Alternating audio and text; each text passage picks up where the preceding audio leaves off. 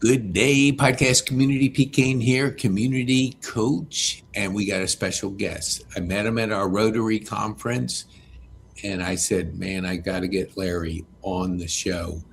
He's doing something incredible out there. He's making an impact. So, Larry, for the people that don't know you, tell our viewers who you are, what you do, and who you serve, and then we'll get into our podcast. Sure. So, my name's Larry Kenemore. First off, I'm a retired paramedic, San Diego Fire Department, 24 years. So I do know a lot about overdose and resuscitation, and so I am the North American Task Force leader for the Rotary Action Group for Addiction Prevention for North America. So I cover Canada and North America with we call Project SMART. Mm-hmm. 2022, when we formed this group, we brought together Rotarians that are physicians, treating physicians, psychiatrists, family counselors.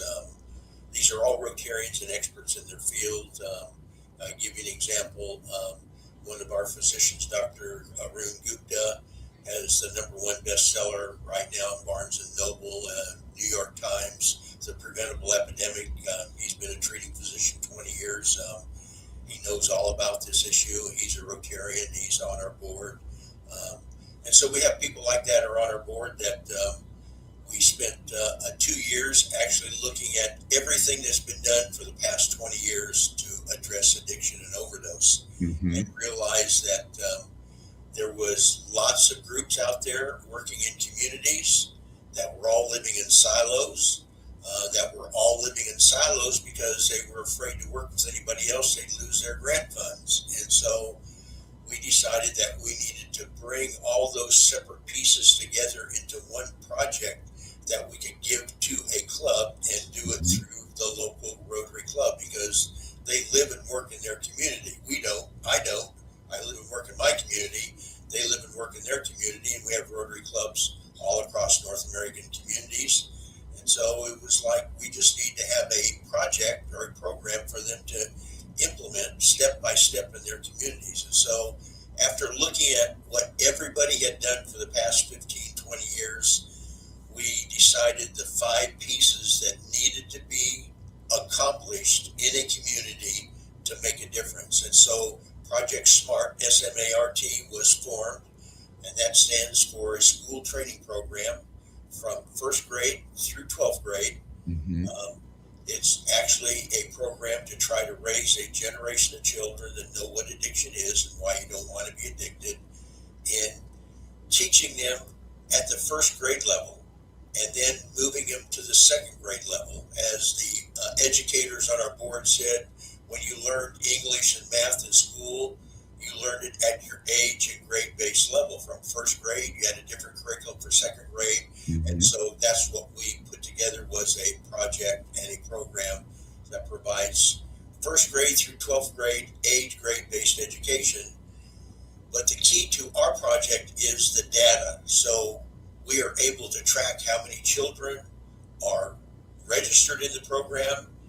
We are able to track by Rotary Club how many kids are in that project and Mm-hmm. how they're progressing, so that we just don't want to go out there and do a project. We want to provide data in what we do to say, this is what it's doing and how it works, which I'll get to in a minute, which we were able to prove in one city in our test project. And then we have our medication and drug disposal program. We realized people had all these leftover drugs in their house. A lot of overdoses come from people that steal family medications and take them. A lot come from that. Or they use the drugs to continue their habit.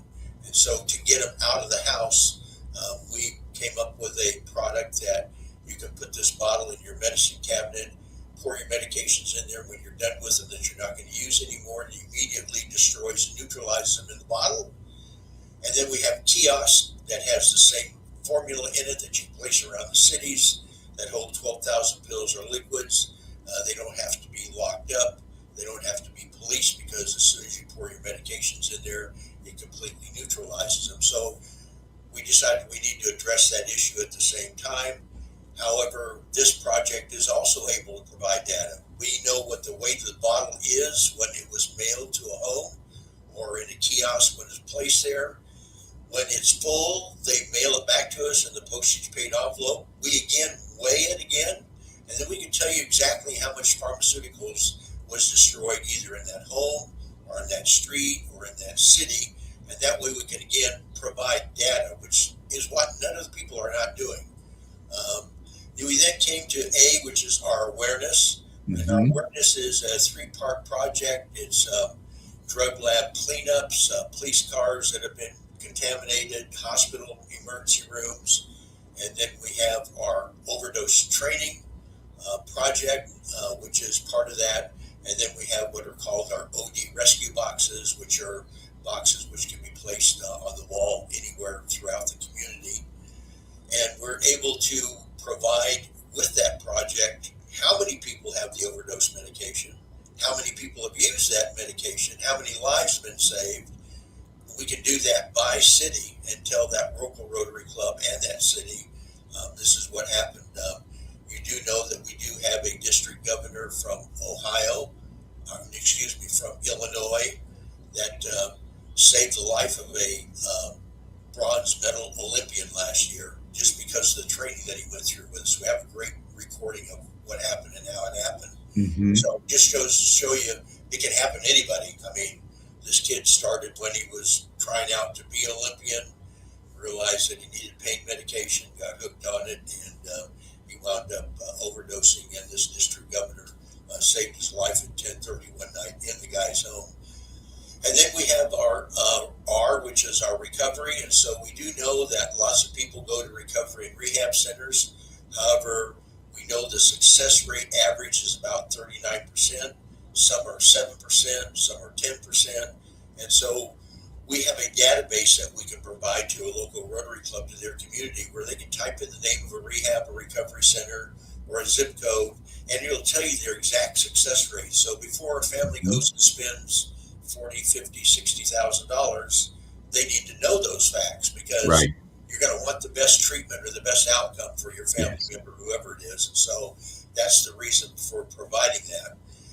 And then lastly is our T, which is our treatment. And so we do know that treatment is successful. If we get them into treatment, 85% success rate. And so the North Carolina Medical Society during COVID invented actually treatment for people that have addiction by having it by telehealth, 24/7 telehealth. And so we provide that to local Rotary clubs as soon as somebody's overdosed to get them in treatment immediately. It's 2:00 in the morning, provide them with medication to get started on, 4:00 in the morning, 2:00 in the afternoon. It's available to the people in their community through that local Rotary club. And so we are able to keep track again of the number of people that are in treatment, how successful it's been. We don't use names or any of that sort of stuff.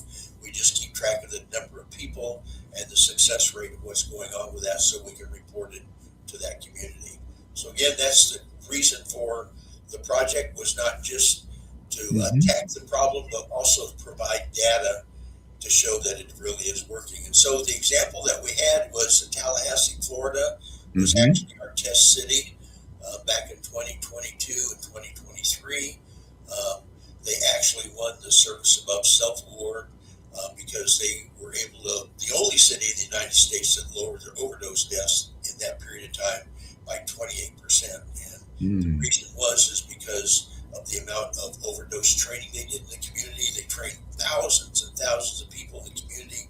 Every school bus driver, every school teacher, counselor in the whole school district in Tallahassee, Florida, has been trained and is carrying overdose reversal medication with them. So we do know that it works because of that test city, and so it's the same with the other piece of Project Smart that we're able to do that. It's thanks for that. There, when they introduced you at the conference, there was our table, which is, in the Atlanta area.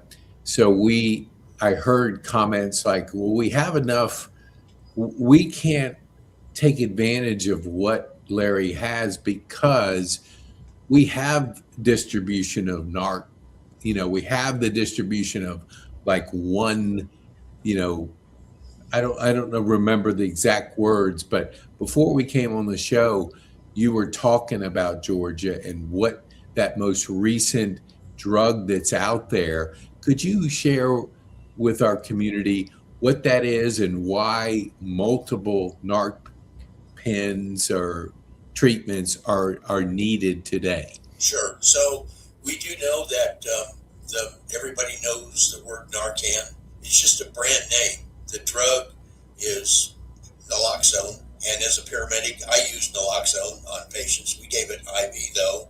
We didn't Mhm. have nose inhalers back in my day, and now we have Narcan, which is a brand name for the nose inhaler, but the drug is actually Naloxone. And we do know that currently the newer, stronger drugs like fentanyl, Narcan was not invented or designed for that. And now we have the colchicine, which is 10 times more powerful than fentanyl, which is hitting the streets all over the country. And we do know that it's taking multiple doses of naloxone or Narcan to address this issue. And so we met with Indivior Pharmaceuticals, who invented a drug for opioid overdoses. It is called nalmefene. The brand name is Opvee.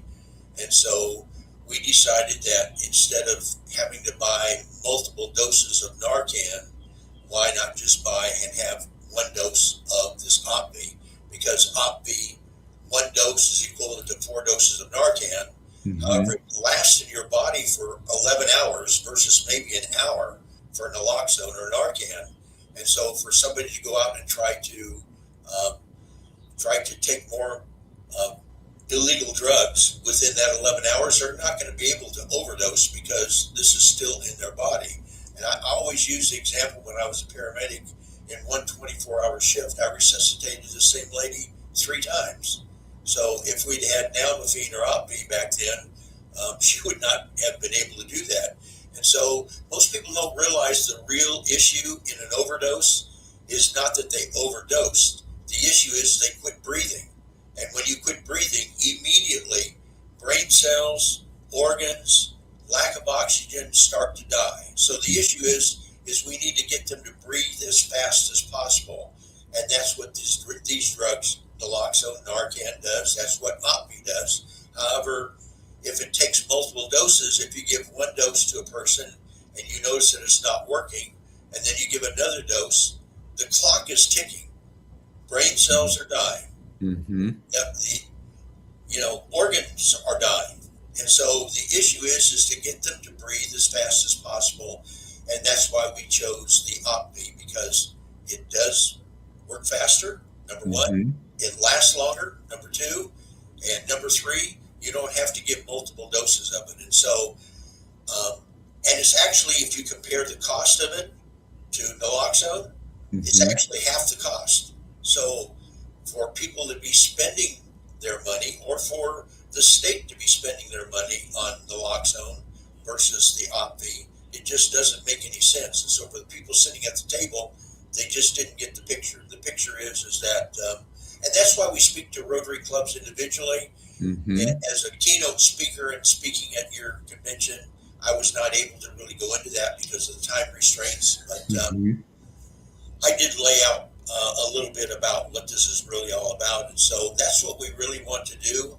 We're not promoting the drug or anything. We're just providing it to the local communities, and for them to have the idea that this is what they really need now. Because we had fentanyl, we have colchicine, and guess what? As a paramedic, we have black tar heroin, crack cocaine, methamphetamine, fentanyl, colchicine, and guess what? There's going to be something else after this. Yeah. So we need to keep ahead of the curve. We need to keep ahead of that issue by not just doing what everybody's been doing. We call that the Shirky principle. You just keep doing the same thing over and over again, expecting a different result. And it's definitely not happening in reversing overdoses right now. Yeah. I was on Ritalin and Adderall my whole life, and it wasn't until I tried to get off of it, it was like not easy.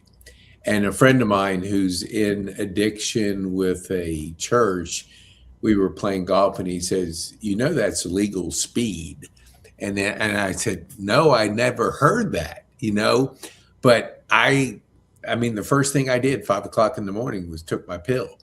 And when I got off it, my brain was like mush. I couldn't, if you said, Pete, my name's Larry, I would say, what did you say? I mean, I couldn't remember anything. And it took months to get, that rewiring and that training, that muscle back. But my question is, like, when you look at your journey, when did you decide to put effort behind the SMART program? What was that like, and what were your challenges in forming data, which I think is the number one? You can have theories, but data is what everybody wants to know. Sure. So that's when they came to me and said, you're a retired paramedic, you know a lot about this, and we have this group, and we need somebody that's retired to really head it up, because it is kind of a full-time job. Even though I don't get paid, it is pretty much a full-time job. That having the experience of being able to talk with physicians, because I talked with physicians my whole life as a paramedic, to be able to talk with EMS, first responders, because I was a first responder. That's really the reason that I took this and said, I think I could really do it, and know that you're really gonna make a difference, even if it's only in that one Olympian that we saved his life. For me, it was worth everything that's happened so far, because I can point to one thing and say, because of what I did, this is what happened, and this is the result of what we're doing. And so for me, that's the reason I got picked, and I'm retired, so I have plenty of time to do it. And after looking at everything and spending time with these physicians and drug counselors and nurses, and hearing all this and realizing how splintered everything was, that Rotary was the perfect place for this, because when Rotary decides to do something, it gets done. It isn't, we're not splintered or anything. We're working together. And yes, we did that with polio. And so why can't we not do it with something like this, which is actually, there's more people died from this than ever died from polio, 10 to 1. And so why can't we do something like this, which is in everybody's community? It's not just next door. It's in everybody's community, for sure. And so we did realize that to continue to have funding to be able to do it, you have to provide data somewhere. You just can't do. It's interesting. I met with your opioid abatement fellow, Kevin Tanner, there in Georgia, and he said, we don't want to do with this money what happened with the settlement with the tobacco companies. That all the money was spent. Nobody had any data. Nobody knows what really worked or didn't work. We want to have something like this where we can have data that you can report to me. I mean, we can report where these OD rescue boxes are. We can report how many times they were used. We can report how many people survived an overdose and it worked, or if it didn't work. That's the kind of data that we need. I give you an example. In Oklahoma City, I was there about a month ago to speak to a district conference. And I rode along with the fire people, and they took me down. They said, we want to show you something. And so they take me down the street, and here on the street they have a kiosk.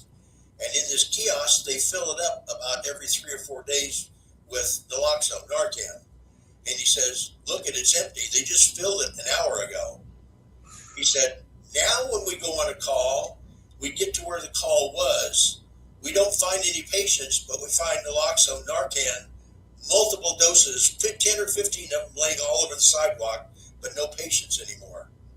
So what does that tell you? We've used all this Naloxone or whatever, but we don't know anything other than that. We have no idea of what happened with it.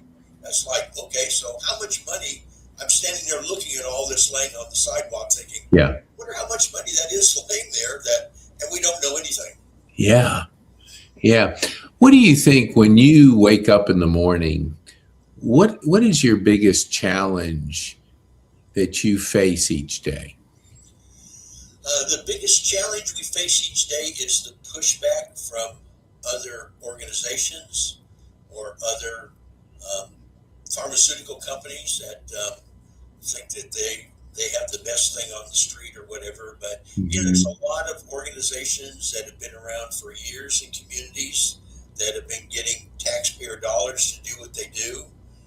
And I believe they're just because they know the success of Rotary and what we did with polio, I think it makes them afraid. And we try to tell them, we'll be glad to collaborate with you, but it's still a Rotary project, and Rotary's going to do what they're going to do, and we'll Mhm. collaborate with you. But they just seem to be so afraid of what Rotary is going to do and what it will do to their organization or their funding or whatever. And we all need to be working together. That's the problem. Everybody's Yeah. just been in silos for years. Again, we're back to this shirky principle that we're going to keep doing the same thing over and over again and think we're going to have a different result, and it hasn't happened. Yeah, I have a friend that he's retired from the FBI, but this was years ago, maybe 10, and he was on a task force to bring all the local people together because everything was in silos, like you're talking. The data was in the silos, and it was like nobody was talking to anybody. And that way it never gets accomplished because together we're better. What do you see when you look at the landscape ahead? Do you get discouraged or do you get excited about the developments and how you're doing what you're doing? It depends on the day and what the pushback has been. Sometimes we are able to communicate with them and work with them, but a majority of the time we're not. So it's really frustrating. Rotary clubs are in their community and they don't want to have a problem in their community. So a lot of Rotary clubs are really afraid to do the project because of these other people. And some of them are Rotarians. Actually, it's amazing how many of these organizations are Rotarians, and they became Rotarians to get the Rotary to support their organization. However, as we said, we're just doing the same thing over and over again, and we expected a different result, and we don't have one. So Mhm. why can't we look at doing something else? And so everybody thinks that they have the answer, but what we do know for sure, and this is a fact, we have more people that are addicted today, even though we lost 1 million people to addiction, than we did Mhm. 10 years ago by 20%. Wow. So what does that tell you? We have more people becoming addicted than are dying. So, we have one group over here who's looking at the overdose issue, one group over here who's looking at the addiction issue, and we should have this all under one roof where everybody's working together so that we can lower the number of people that are addicted, which is going to shrink the size of the pipeline, which means we're going to have less people that are dying. But they don't see that. They only see the project that they're working on, whatever that project is, and they Mhm. could care less about anything else. As long as we keep that project going, that's what it's all about. Mm. Do you see in your journey, do we as a country have a lot, do we have more addiction issues than if you step outside the US? What do you see as the contrast between our country and others? It's interesting. So we have a task force leader on each continent. We just have a leader for addiction prevention on each continent. And so we meet every 3 months. And so, we really think we have a problem in this country until you hear some of these foreign countries that you could even grow poppies in your yard and it's not illegal. Mm, People are growing drugs in their yard, and we think we got a problem here. You start hearing what's going on in these other countries. It's yeah. like, wow, wow. Do you think that, because I've done a lot of these podcasts like we're doing, and the average American watches 4 hours of TV and they scroll like 2.5 hours of TikTok videos. So they're consuming other people's lives. And we're born to create our life. Do you think there's any coalition to too much consumption of people's lives and not creating our life? Or does it go deeper than that? No, I really think it goes deeper than that. I think that, again, it goes back to the issue of your brain and rewiring your brain. I believe that all of this stuff that people are consuming has rewired their brains. And so, you know, that must be it, because that's Yeah. what it is. That's what I heard, Yeah. instead of doing research themselves, they depend on other people. And I got to say, with AI, I was not in favor of it. But now that I've started to use it, there is so much that is available that just blows you away at what you thought it was, and what it really is really something. Yeah. No, I totally agree. I was not exposed to AI. This was about 4 years ago, and my partner kept saying, "How am I? Are you using it in your business?" And I first kind of pushed back, and then when I started using it personally, I mean, I believe HI, human intelligence, will always trump it, but it has gotten me out of the weeds on so many things that when I'm stuck in the weeds is when I get frustrated, when I get distracted. But it's helped me to really focus more on what I can do and what I can impact. What do you think? How are you using AI in the work that you're doing? Um, we're using it a lot to create organizational pieces in what we're Hmm. doing, and data gathering.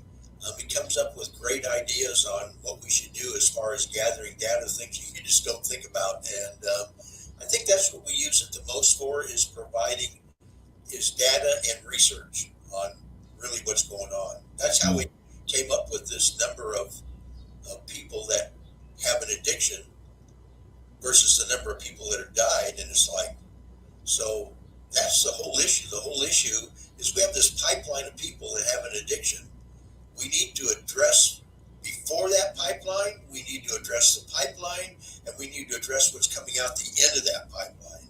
And Hmm. that's what addiction and overdose and everything is about that pipeline, because that's where it's all at. So if we can train a generation of kids that know what addiction is and can lower the number of people that are becoming addicted, then the pipeline Yeah. is shrinking.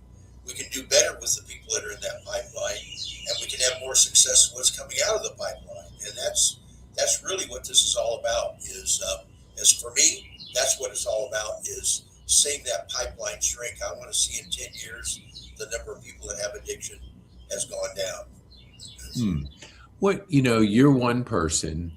How are you collaborating? Like, let's just say you speak to our Rotary. What happens after that? So when we speak to the Rotary, the parting remarks after our presentation is are you going to form a committee? You can form it right now before we leave. And 95% of the clubs we speak to form a committee after we speak to them. So I'm not the only speaker. We have state directors. We have a state director in North Carolina, in California, and in Michigan. And we're actually looking for one in Georgia right now. In fact, I'm going to be back there at the end of July speaking to Rotary clubs. So we speak to the Rotary Club. We go through all this. It's about a 27-minute presentation, and they form a committee. And then we either send people there, or we do Zoom meetings to get them orientated on Project Smart, and then have them decide where they want to start. No club does all 5 pieces at the same time. In Hmm. fact, we currently have 621 Rotary clubs across North America doing this project. So with that data, we know what works, where they should start, why they should start there, and what makes the program successful. And so the club then decides what they're going to start with, and we either send people there or by Zoom. Usually we send people there to do the training and stuff, and then we keep up with them by Zoom after that on what their success rate is, any problems that they have, and Hmm. any of that sort of stuff that comes with a project when you're doing it in a club. So, Yeah. and every city is different. I can tell you that we don't have any common ground in what is happening in this issue, because every city is totally different. Wow. What would you say if you had a magic wand and you could solve one issue with that wand? What would that be for what you're doing in your journey? Right now would be the number of children that are testing drugs, using drugs, and becoming addicted. I Hmm. just, most people don't realize that vaping is such a huge problem in the high schools and junior high schools. In fact, I don't know if it was in I believe it was in your presentation. Did I not ask those kids to stand up and say about the vaping going on in their schools? Yes. Yes. You heard it from them. You didn't hear it from Yes. me. We Right. always do that. And most people don't realize these kids are taking hits off vaping pens from their friends, and it has fentanyl in it. And they don't realize it has fentanyl. And then Mm. this friend starts selling them their vaping pens that they're making, which they're putting fentanyl in. And it is a huge, huge problem. And most people have no concept of what it is. It's funny, you think about this. We have people that make vape pens, they're selling them on the market, and then the schools are having to go out and buy vape detectors, which are very expensive, and put them in all the bathrooms so they can detect when kids are vaping. There's something Mm. wrong with that whole scenario. I Yeah. mean, they're selling it over here, and we're spending our taxpayer dollars over here to be able to detect it. And you heard what that one girl said. She said, I don't even use the bathroom at school because there's so much vaping going on in there. I go before I go to school, and I go when I go home. What does that tell you? Yeah. Yeah. Yeah. I just look at the landscape and I see the shops that are popping up and I'm going, what the heck? Because obviously I'm older and didn't grow up with it, but you see the new things that are coming. I mean, back when I was growing up, it was smoking weed or smoking cigarettes, and then it started to scale up as the years went by. When you look at the landscape today, and you're thinking like, how does Larry make that inroad? Is your number one focus the awareness within our organization of Rotary to help get to the connections in the community, or is it something different? It is, a lot of Rotary clubs, a lot of communities don't believe that they have a problem. And so when you give Hmm. this presentation, it's like, it's not here. It's not a problem here. But I believe that a lot of Rotary clubs are waking up to the fact that it is here. I'll give you an example. Uh, Last year, I was in Tucson speaking to a district conference, and Hmm. I always visit with the police and fire chief while I'm there because they're going to tell me what's actually going on, and I can speak the language with them. So when I speak, I can say, this came from your police and fire chief. And so on the way back to the hotel, pull up to a signal. I'm 4 lanes this way, 4 lanes cross traffic this way. Cars whizzing by. I'm getting ready to make a left-hand turn. Now, the corner of my eye, I see these feet hanging off the curb. And so, took a picture of it, waited for the left-hand turn signal, pull over. This guy's still not moving, feet hanging off the curb, cars flying by. And so I walk up, and he's obviously overdosed, and I stuck it in his nose and revived him and resuscitated him. And the police and fire showed up and all that sort of stuff. I got pictures of all of it. So I take this back to the district conference and I show the pictures to them. And here is the most common response I got from the people. They looked at the street sign where he was and they go, Aho way, what was he doing in that neighborhood? And it's like, wait a minute now. You don't understand. It can happen anywhere. It Yeah. doesn't matter whether it's Aho way or it's Sunset Boulevard. It happens Yeah. everywhere. And that's Yeah. what people don't realize. Yeah.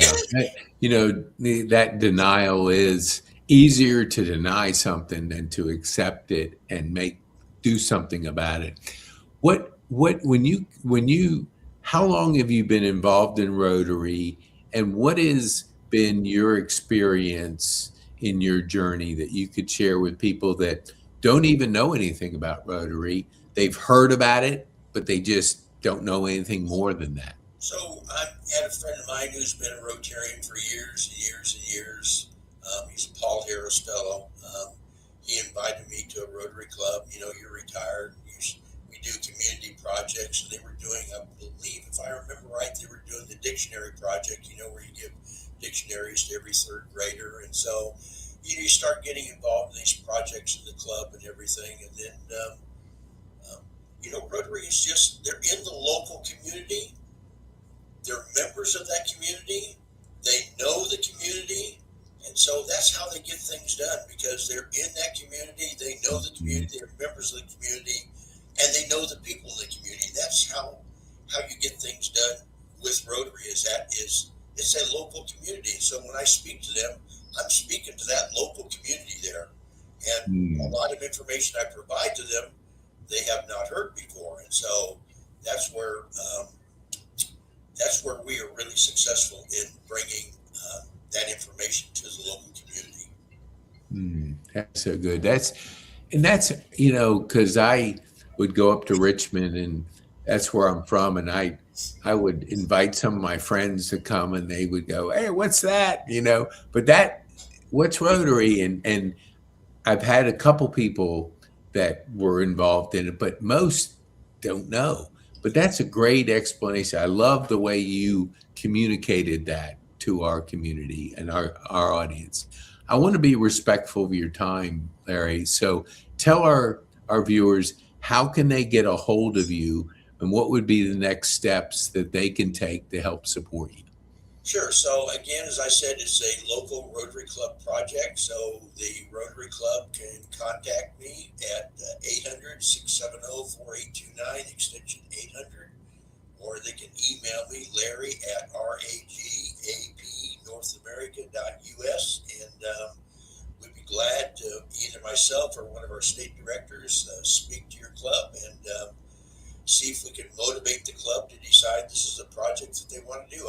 As again told you, we are about 95% success rate in clubs we speak to. And so, and since it is a club project, that's why we speak to individual clubs. We are not successful in zone meetings and district conferences and getting clubs to do things other than to have them invite us to their club to speak to them. When I was at your district conference, I had, I believe, 15 of your clubs sign up for us to come speak to them, which we're going to do, I believe, the last week of July. We'll be there in your district speaking to clubs. And so that's what the clubs can do, is contact us. We'd be glad to come, send one of our state directors there to give you a presentation. You decide if this is something that you want to do. The last thing I need to tell them is that, number one, this is a fully funded project, so we're not asking for money.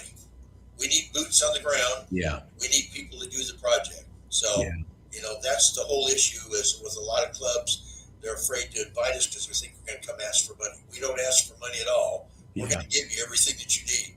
We just need you, again, the boots on the ground, to do the job in your community. Yeah. It's a community project. Yeah, it's so important. Like when we start it, somebody has to lead it. Money is money, but if you don't have leadership in anything, it's not going to go. You won't make it to first base. Right. So what would be, Larry, the one thing you would want our viewers to take home from our time on this podcast? That we, as a nation, the United States of America, need to address this issue in our local community. We need to address it, and Rotary can do that. That's what Rotary does. And so, Rotary clubs need to do something in their local community. Do something that we're not asking money for, but we're going to train you on and give you everything you need to do it. It's not like we're leaving you in the dark or anything. We're always here for you. We have the experience and the data to prove what works and what does not work and why. Awesome. Larry, thank you so much for being with us and taking the time to share with our community your journey and the impact that you're making. We appreciate that. And if you wouldn't mind hanging around, I have a couple ideas for you after we go off the air. Sure. Okay. Thank you so much.